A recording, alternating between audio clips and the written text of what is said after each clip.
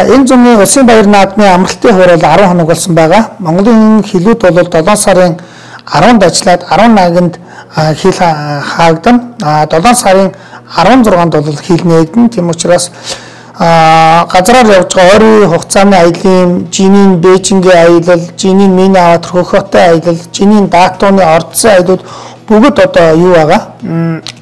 Нэг хоногоор илүү чөлөөт өдөртэй аялал явж байгаа хил гайлын хаасантай холбогдуулаад за энэ жилийн хувьд бол хил гайлын ачаал бол маш түрүү жилээс илүү болох байх. Ягаад гэвэл олон компаниудын аялал яг энэ өдөр зарлагдж байгаа учраас бол нөгөө хилээр гарах очир дараалаас асуудлаад Улаанбаатараас одоо Богооны тээвэр логистикийн асуудал нэлээд хүндэрдэг. Тийм учраас одоо та бүх маань энэ олон хоногийн 10 хоногийн хугацаанд бол амралтын өдрөө эртхэн төлөвлөөрөө эртхэн захиалга аваарай. Манайх бол үндсэн яг аяллаа тоо хязгаартай.